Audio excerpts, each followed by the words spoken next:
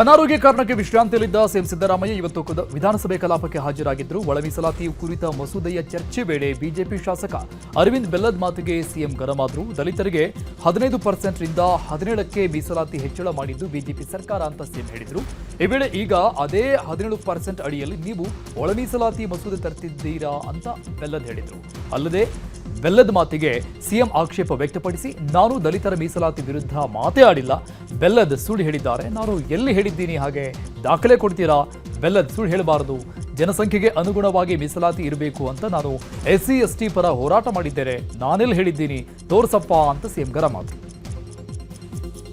Reservation ಅನ್ನು 15 ರಿಂದ 17% ಏರಿಸುವಂತ ಉತ್ತಮ ಕೆಲಸ ನಮ್ಮ ಭಾರತೀಯ ಜನತಾ ಪಕ್ಷ ಸರ್ಕಾರ, ಬೊಮ್ಮಾಯಿಯವರ ನೇತೃತ್ವದ ಸರ್ಕಾರ ಮಾಡಿದೆ. ಆ ಸಂದರ್ಭದಲ್ಲಿ ನಮ್ಮ ಮುಖ್ಯಮಂತ್ರಿಗಳೇ ಹೇಳಿದರು, ಸಿದ್ದರಾಮಯ್ಯನವರು, ಈಗಿನ ಮುಖ್ಯಮಂತ್ರಿಗಳು, ಆಗಿನ ವಿರೋಧ ಪಕ್ಷದ ಧುರೀಣರು, 17% ಆಗೇ ಇಲ್ಲ, ಕಾನೂನು ಪ್ರಕಾರ ಇದು ಸಾಧ್ಯನೇ ಇಲ್ಲ, ಭಾರತೀಯ ಜನತಾ ಪಾರ್ಟಿ ಇದನ್ನು ಸುಳ್ಳು ಹೇಳ್ತೈತೆ ಅಂತ ಇಡೀ ರಾಜ್ಯದ ತುಂಬ ಅವ್ರು ಪ್ರವಾಸ ಮಾಡ್ಕೊಂತ ಹೇಳಿದರು. ಆದ್ರೆ ನಾನು ಇವತ್ತು ಸ್ವಾಗತ ಮಾಡ್ತೀನಿ ಸಿದ್ದರಾಮಯ್ಯನವ್ರಿಗೆ. ಅದು 17% ಅಡಿಯಲ್ಲಿ ಇವತ್ತು ಈ ರಿಸರ್ವೇಷನ್ ಬಿಲ್ ಬರ್ತಾ ಇದೆ. ನಾನು ಸಿದ್ದರಾಮಯ್ಯನವ್ರನ್ನ ಸ್ವಾಗತ ಮಾಡ್ತೀನಿ. ಎಸ್ಸಿಗೆ 17%, STಗೆ 7%. ಇದಕ್ಕೆ ವಿರುದ್ಧವಾಗಿ ನಾನು ಹೇಳೇ ಇಲ್ಲ. ನೀವು ತಪ್ಪು ಮಾಹಿತಿನ ಕೊಡಬಾರ್ದು. ಹಂಗೆಲ್ಲ ಎಲ್ಲಿ ಹೇಳಿದ್ದೀನಿ? ಎವಿಡೆನ್ಸ್ ಕೊಡ್ತೀರಾ? ನೀವು ವಿರೋಧವಾಗಿ ಹೇಳಿಲ್ಲ, 15 ರಿಂದ 17% ಮಾಡೋದ್ರ ವಿರೋಧವಾಗಿ ಹೇಳಿಲ್ಲ. ಮಾನ್ಯ ಅಧ್ಯಕ್ಷರೇ, ಆದ್ರೆ ಇದು ಕಾನೂನು ಪ್ರಕಾರ ಆಗಿಲ್ಲ ಅಂತ ಹೇಳಿದ್ರು. ಮಾನ್ಯ ಅಧ್ಯಕ್ಷರೇ, ಜನಸಂಖ್ಯೆಗೆ ಅನುಗುಣ. ಇನ್ನು ಇದೇ ವೇಳೆ ಮಧ್ಯ ಪ್ರವೇಶಿಸಿ ಯತ್ನಾಳ್ ಮಾತಿಗೆ ಸಿಎಂ ಸಿದ್ದರಾಮಯ್ಯ ಸ್ಪಷ್ಟನೆ ಕೊಟ್ಟರು. ಯತ್ನಾಳ್ ಅವರಿಗೆ ಸಂವಿಧಾನ ಗೊತ್ತಿದೆ ಅಂದುಕೊಂಡಿದ್ದೆ, ಆರ್ಟಿಕಲ್ 15, 16 ಒಮ್ಮೆ ಓದ್ರಿ ಅಂತ ಸಿಎಂ ಹೇಳಿದರು. ಈ ವೇಳೆ ಧರ್ಮಾಧಾರಿತವಾಗಿ ಮೀಸಲಾತಿ ಕೊಡೋಕೆ ಸಾಧ್ಯವಿಲ್ಲ ಅಂತ ಯತ್ನಾಳ್ ಅಂದ್ರು. ಮುಸ್ಲಿಮರಿಗೆ ಮೀಸಲಾತಿ ಕೊಡುವುದು ಸಂವಿಧಾನದಲ್ಲಿಲ್ಲ, ಮುಖ್ಯಮಂತ್ರಿಗಳೇ ಗೊಂದಲಕ್ಕೆ ಸಿಲುಕಿದ್ದಾರೆ, ಪಾಪ ಬಿಜೆಪಿ ಶಾಸಕರೇ ಬಾಯಿ ಮುಚ್ಚಿಕೊಂಡು ಕುಳಿತಿದ್ದಾರೆ, ಇದು ದುರ್ದೈವ, ಲಿಂಗಾಯತರು ಒಕ್ಕಲಿಗರು ಎಲ್ಲರಿಗೂ ಮೀಸಲಾತಿ ಕೊಡಬೇಕು ಅಂತ ಯತ್ನಾಳ್ ಹೇಳಿದ್ರು. ಇನ್ನು ಈ ವೇಳೆ ಕೇಂದ್ರದಿಂದ ಆರ್ಥಿಕವಾಗಿ ಹಿಂದುಳಿದವರಿಗೆ 10% ಮೀಸಲಾತಿ ವಿಚಾರವಾಗಿ ಯತ್ನಾಳ್ಗೂ ಸಿಎಂಗೂ ಜಟಾಪಟಿ ನಡೀತು. ಯತ್ನಾಳ್ ಅವರಿಗೆ ಇವರು ಹಿರಿಯ ಶಾಸಕರು, ಆಮೇಲೆ ಕೇಂದ್ರದಲ್ಲಿ ಮಂತ್ರಿಯಾಗಿದ್ದವರು. ನಾನು ಸಂವಿಧಾನ ಗೊತ್ತಿದೆ ಅಂತ ಅನ್ಕೊಂಡಿದ್ದೀನಿ. ನಾನು ಅವ್ರಿಗೆ ಆರ್ಟಿಕಲ್ ತಾಳ್ರಿ, ಕೂತ್ಕೊಳ್ರಿ, ಗೊತ್ತಿದೆ. ಅದು ಆರ್ಟಿಕಲ್ 15, 16 ಓದ್ರಿ, ಸ್ವಲ್ಪ ಆರ್ಟಿಕಲ್ 15, 16 ಓದ್ರಿ. ಮುಖ್ಯಮಂತ್ರಿಗಳೇ, ಮತ್ತೆ ಸುಪ್ರೀಂ ಕೋರ್ಟ್ ಮಾತಾಡಿ ಮುಗಿಸ್ಲಿ. ಸುಪ್ರೀಂ ಕೋರ್ಟ್ ಸುಪ್ರೀಂ ಕೋರ್ಟ್ ನಡೆಯೋದು ಭಾರತದ ಸಂವಿಧಾನದ ಮೇಲೆ. ನೀವು ಸುಮ್ಮನೆ ಕೂತ್ಕೊಳ್ಳಿ, ಮಾತಾಡಿ ಮುಗಿಸ್ಲಿ. ನೀವು ಒಬ್ರಿಗೇನ ಮಾತಾಡೋದು ಬರೋದು? ಪ್ಲೀಸ್, ಮಾತಾಡೋದು ಬರಲ್ವಾ? ಅಲ್ಲ, ಸಿಎಂ ಅವರು ಸಬ್ ಕ್ಲಾಸ್ 4 ಓದಿದ್ರು ಸಾಕು. ಆರ್ಟಿಕಲ್ 15 ಮಾನ್ಯ ಅಧ್ಯಕ್ಷರೇ,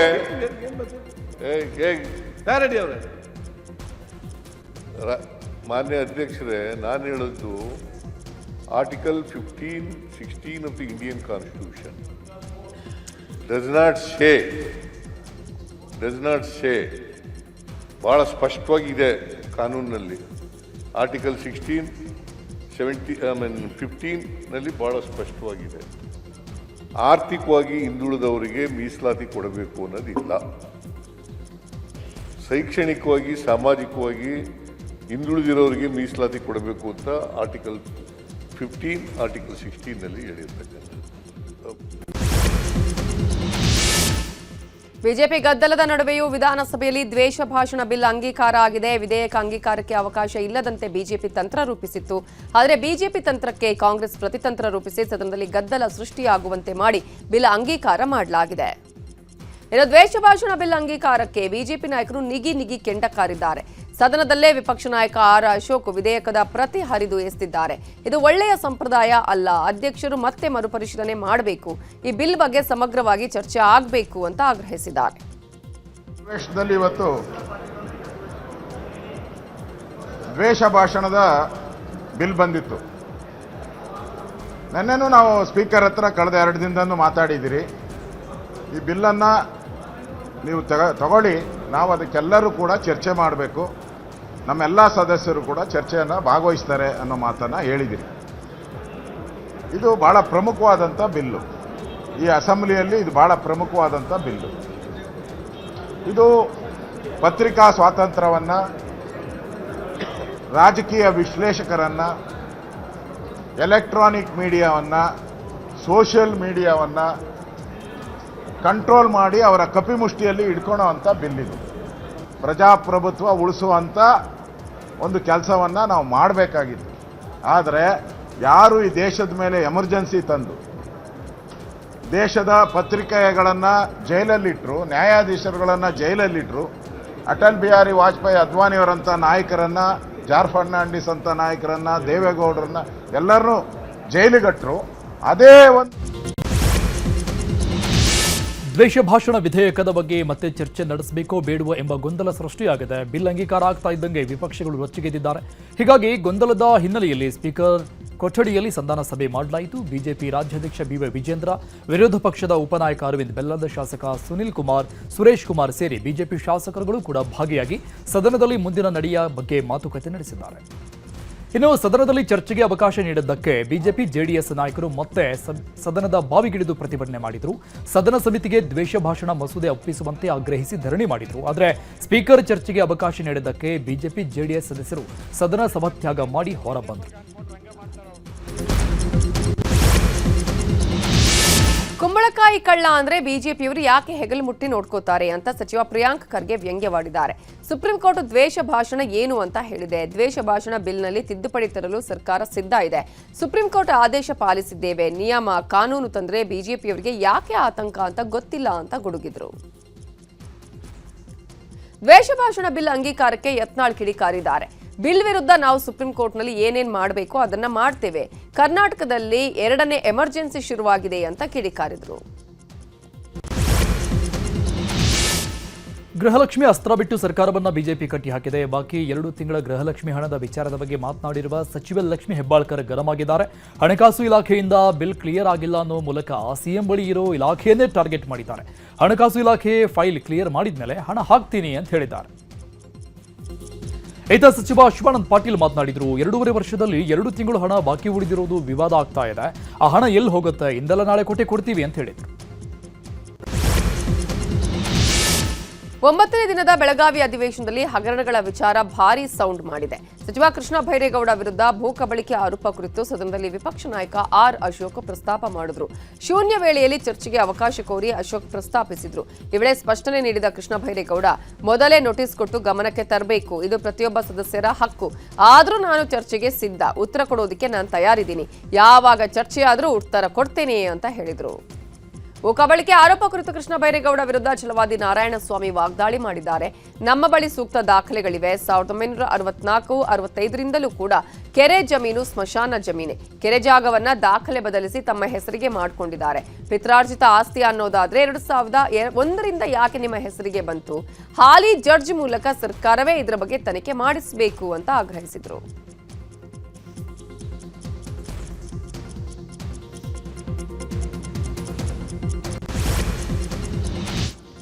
ಈಗ ರಾಜಕೀಯ ಸುದ್ದಿಗಳನ್ನು ನೋಡೋಣ.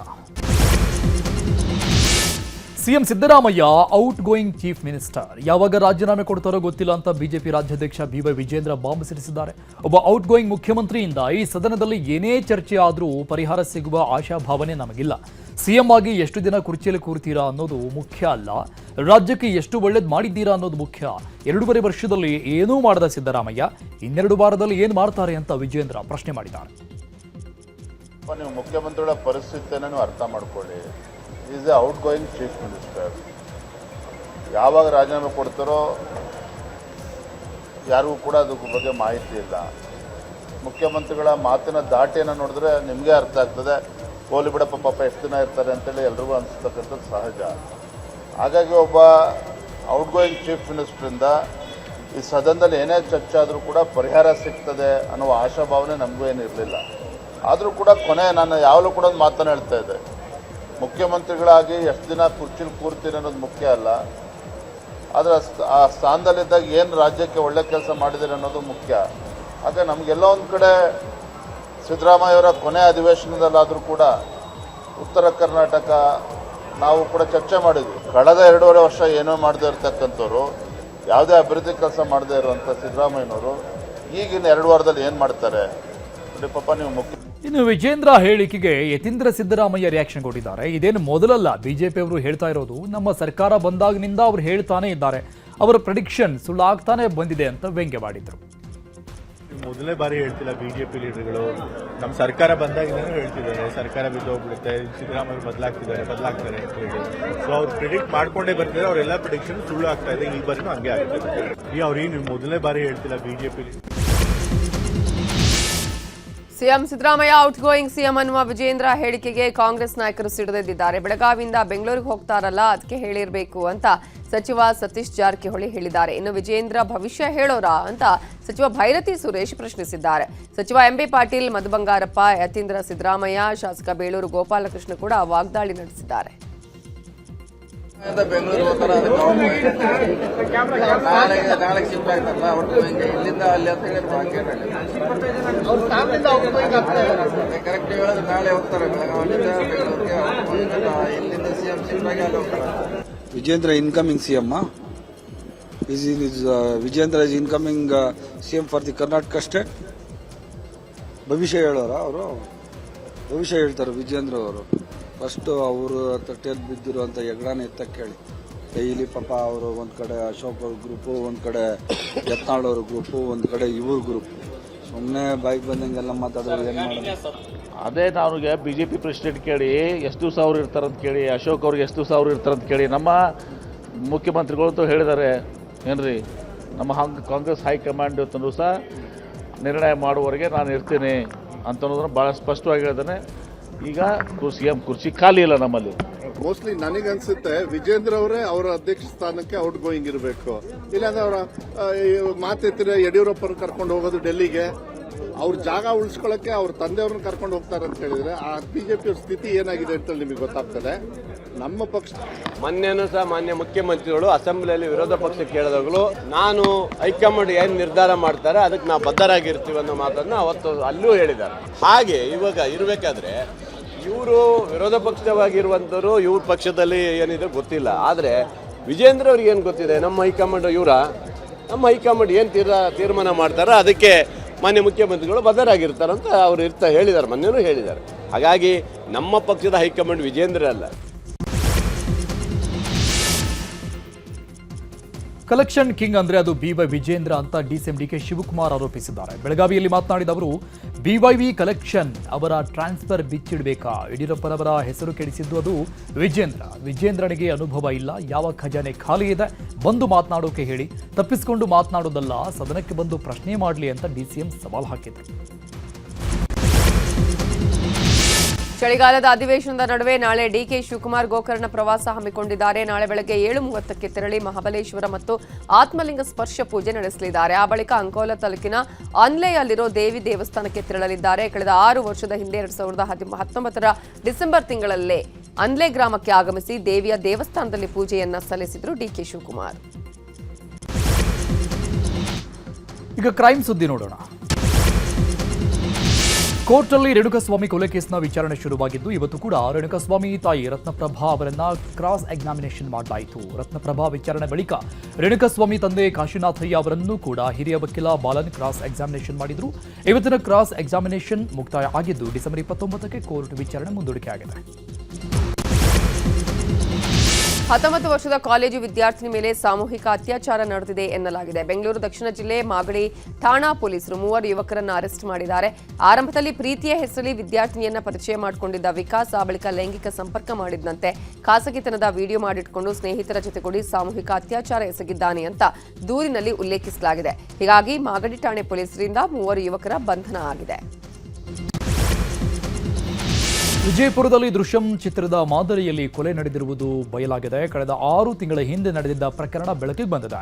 ಕಳೆದ ಮೇ 31ರಂದು ಕೊಲೆ ನಡೆದಿತ್ತು. ಸಿಂದಗಿ ತಾಲೂಕಿನ ಬೆನ್ನಟ್ಟಿ ಪಿಎ ಗ್ರಾಮದಲ್ಲಿ ನಡೆದಿದ್ದ ಕೊಲೆ ಪ್ರಕರಣವನ್ನು ಪೊಲೀಸರು ಭೇದಿಸಿದ್ದಾರೆ. ತಾಯಿ ಜೊತೆಗೆ ಅನೈತಿಕ ಸಂಬಂಧ ಹೊಂದಿದ್ದಕ್ಕೆ ಮಹಾದೇವಪ್ಪ ಎಂಬ ಕೆಲಸಗಾರನ ಕೊಲೆ ಮಾಡಲಾಗಿತ್ತು. ಬ್ರೈನ್ ಮ್ಯಾಪಿಂಗ್, ಪಾಲಿಗ್ರಾಫಿ ಪರೀಕ್ಷೆಯಲ್ಲಿ ಕೊಲೆ ಹಂತಕರು ಸಿಕ್ಬಿದ್ದಿದ್ದಾರೆ. ಕೊಲೆ ಆರೋಪಿಗಳಾದ ಪುತ್ರ ಅಪ್ಪುಗೌಡ, ತಾಯಿ ಮಲ್ಲಮ್ಮ, ತಂದೆ ಸಿದ್ದನಗೌಡನನ್ನು ಪೊಲೀಸರು ಅರೆಸ್ಟ್ ಮಾಡಿದ್ದಾರೆ. ಸಿಎಂ ಸಿದ್ದರಾಮಯ್ಯ ವಿರುದ್ಧದ ಮುಡಾ ಹಗರಣದ ಬಗ್ಗೆ ಕೋರ್ಟ್ನಲ್ಲಿ ವಿಚಾರಣೆ ನಡೆದಿದೆ. ಇವತ್ತಿನವರೆಗೆ ನಡೆದಿರುವ ತನಿಖೆಯ ವರದಿಯನ್ನು ಎಸ್ಪಿಪಿ ವೆಂಕಟೇಶ್ ಅರಬಟ್ಟಿ ಜನಪ್ರತಿನಿಧಿಗಳ ವಿಶೇಷ ನ್ಯಾಯಾಲಯಕ್ಕೆ ಸಲ್ಲಿಕೆ ಮಾಡಿದ್ದಾರೆ. ಬಿ ರಿಪೋರ್ಟ್ ಮೇಲೆ ಆದೇಶ ಮಾಡುವಂತೆ ಸ್ನೇಹಮಯಿ ಕೃಷ್ಣ ಕೋರ್ಟ್ಗೆ ಮನವಿ ಮಾಡಿದ್ದು, ಅಂತಿಮ ವರದಿ ಬರದೆ ಹೇಗೆ ಆದೇಶ ಮಾಡಲಿ ಅಂತ ಜಡ್ಜ್ ಸಂತೋಷ್ ಗಜಾನನ ಭಟ್ ಪ್ರಶ್ನೆ ಮಾಡಿದ್ದಾರೆ. ಡಿಸೆಂಬರ್ 23ಕ್ಕೆ ಆದೇಶವನ್ನು ಕಾಯ್ದಿರಿಸಿದ್ದು, ಬಿ ರಿಪೋರ್ಟ್ಗೆ ಸಂಬಂಧಪಟ್ಟ ಹಾಗೆ ಹೆಚ್ಚುವರಿ ವಾದ ಇದ್ರೆ ಸಲ್ಲಿಸಿ ಅಂತ ಇಡಿ, ದೂರುದಾರರಿಗೆ, ಲೋಕಾಯುಕ್ತ ಪೊಲೀಸರಿಗೆ ಜಡ್ಜ್ ಸೂಚನೆ ಕೊಟ್ಟಿದ್ದಾರೆ. 104ನೇ ಆರೋಪ ವಿರುದ್ಧ ಯಾವುದೇ ತನಿಖೆಯನ್ನು ಮಾಡ್ತಿಲ್ಲ. ಇತರೆ ಆರೋಪಗಳ ಸಂಬಂಧಪಟ್ಟಾಗೆ ತನಿಖೆ ಮಾಡ್ತಾ ಇದ್ದೀವಿ. ಆ ದೂರ ಅರ್ಜಿಯಲ್ಲಿ ಇತರೆ ಆರೋಪಗಳ ಬಗ್ಗೆಯೂ ಕೂಡ ಆರೋಪ ಇರೋದ್ರಿಂದ ಎಲ್ಲ ಆರೋಪಗಳಿಗೆ ಸಂಬಂಧಪಟ್ಟಾಗೆ ನಾವು ಸಮಗ್ರ ತನಿಖೆ ಮಾಡೋದ್ರಿಂದ ಕಾಲಾವಕಾಶ ಕೇಳ್ತಿರ್ತ ಅವರು ಒಪ್ಕೊಂಡಿದ್ದಾರೆ.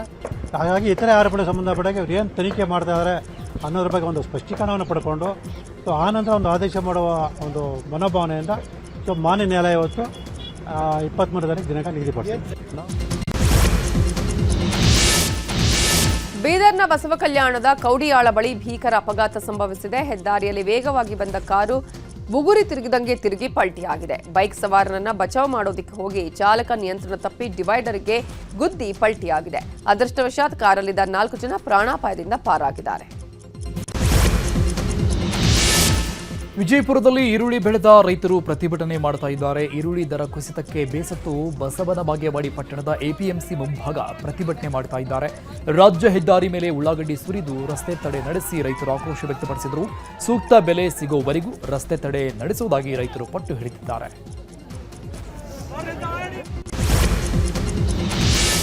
ಬಾಗಲಕೋಟೆ ಜಿಲ್ಲೆಯ ಜಮಖಂಡಿ ನಗರದಲ್ಲಿ ಶ್ರೀ ಹನುಮಾನ್ ಮಂದಿರದ ಕಾರ್ತಿಕೋತ್ಸವ ಶ್ರದ್ಧಾ ಭಕ್ತಿಯಿಂದ ಜರುಗಿದೆ. ವಿಶೇಷ ಅಂದರೆ ಇತ್ತೀಚೆಗಷ್ಟೇ ಲಿಂಗೈಕ್ಯರಾದ ಬಂಡಿಗಣಿ ಗ್ರಾಮದ ಶ್ರೀ ದಾನೇಶ್ವರ ಸ್ವಾಮೀಜಿಯವರ ಬಸವಗೋಪಾಲ ನೀಲಮಾಣಿಕ ಮಠದ ವತಿಯಿಂದ ಅನ್ನ ಸಂತರ್ಪಣೆ ನೆರವೇರಿಸಲಾಯಿತು.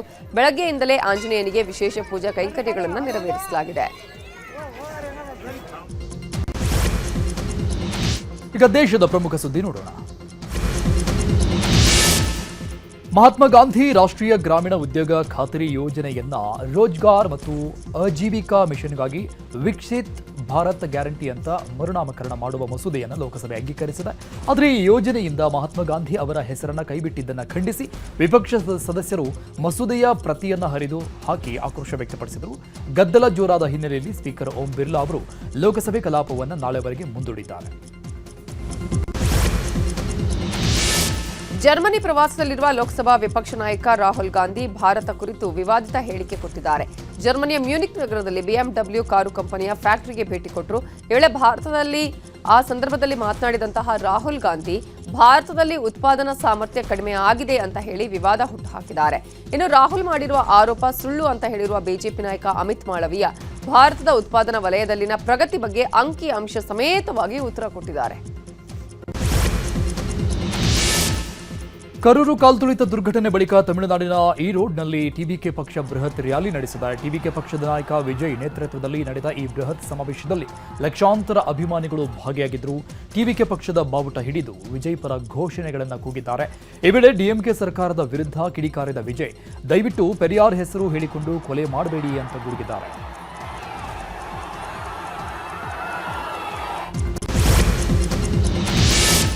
ದೆಹಲಿಯ ಕೆಂಪುಕೋಟೆ ಬಳಿ ಕಾರು ಸ್ಫೋಟ ಪ್ರಕರಣದ ಆರೋಪಿ ಯಾಸಿರ್ ಅಹಮದ್ ದಾರ್ನನ್ನ ಮತ್ತೆ ಕೋರ್ಟ್ ಎನ್ಐಎ ಕಸ್ಟಡಿಗೆ ಕೊಟ್ಟಿದೆ. ಇವತ್ತು ಆರೋಪಿ ಯಾಸಿರ್ನನ್ನ ದೆಹಲಿಯ ಪಟಿಯಾಲ ಕೋರ್ಟ್ ಮುಂದೆ ವಿಚಾರಣೆಗೆ ಹಾಜರುಪಡಿಸಲಾಗಿತ್ತು. ವಿಚಾರಣೆ ನಡೆಸಿದ ನ್ಯಾಯಾಲಯ ಮತ್ತೆ ಡಿಸೆಂಬರ್ 26ರವರೆಗೆ ಎನ್ಐಎ ಕಸ್ಟಡಿಗೆ ನೀಡಿ ಆದೇಶಿಸಿದೆ.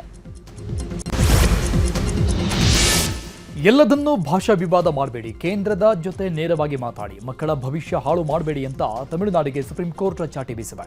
ಕೇಂದ್ರ ಸರ್ಕಾರದ ಜವಾಹರ್ ನವೋದಯ ವಿದ್ಯಾಲಯಗಳನ್ನು ರಾಜ್ಯದಲ್ಲಿ ಸ್ಥಾಪಿಸುವ ವಿಚಾರದ ಸಂಘರ್ಷಕ್ಕೆ ಸಂಬಂಧಪಟ್ಟಂಗೆ ಸುಪ್ರೀಂ ಕೋರ್ಟ್ ತಮಿಳುನಾಡು ಸರ್ಕಾರಕ್ಕೆ ಕಿವಿ ಮಾತು ಹೇಳಿದೆ. ಛತ್ತೀಸ್ಗಢದ ಸುಕ್ಮಾ ಜಿಲ್ಲೆಯಲ್ಲಿ ಭದ್ರತಾ ಪಡೆಗಳೊಂದಿಗಿನ ಎನ್ಕೌಂಟರ್ನಲ್ಲಿ 3 ನಕ್ಸಲರು ಹತ್ಯೆಯಾಗಿದ್ದಾರೆ. ಗೋಲಪಲ್ಲಿ ಪೊಲೀಸ್ ಠಾಣಾ ವ್ಯಾಪ್ತಿಯಲ್ಲಿ ಗುಂಡಿನ ಚಕಮಕಿ ನಡೆದಿದ್ದು 3 ನಕ್ಸಲರ ಹತ್ಯೆ ಮಾಡಲಾಗಿದೆ.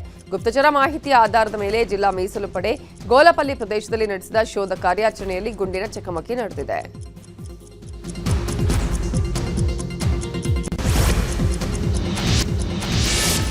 ಪ್ರಧಾನಿ ನರೇಂದ್ರ ಮೋದಿ ಒಮನ್ ಪ್ರವಾಸದಲ್ಲಿದ್ದಾರೆ. ಭಾರತ ಒಮನ್ ನಡುವೆ ವ್ಯಾಪಾರ ವ್ಯವಹಾರಗಳ ಬಲವರ್ಧನೆ ಮಾಡುವ ಬಗ್ಗೆ ಪ್ರಧಾನಿ ನರೇಂದ್ರ ಮೋದಿ ಮಾತಾಡಿದ್ದಾರೆ. ಇವತ್ತಿನ ಈ ಸಭೆ ಭಾರತ ಒಮನ್ ವ್ಯಾಪಾರದ ಉದ್ಯಮಕ್ಕೆ ಹೊಸ ಭಾಷ್ಯ ಬರೆಯಲಿದೆ ಅಂತ ಹೇಳಿದ್ದಾರೆ. ಬಾಂಗ್ಲಾದೇಶದ ಢಾಕಾದಲ್ಲಿರುವ ಭಾರತೀಯ ವೀಸಾ ಅರ್ಜಿ ವಿಲೇವಾರಿ ಕೇಂದ್ರಕ್ಕೆ ಕೇಂದ್ರ ಸರ್ಕಾರ ತಾತ್ಕಾಲಿಕವಾಗಿ ಬೀಗ ಹಾಕಿದೆ. ಐವಿಎಸಿ ಕೇಂದ್ರವನ್ನು ಮುಚ್ಚಿರುವುದಕ್ಕೆ ವೀಸಾ ಅರ್ಜಿ ಸಲ್ಲಿಸಲು ಬಂದವರು ಭಾರೀ ಪ್ರತಿಭಟನೆ ಮಾಡಿದ್ದಾರೆ.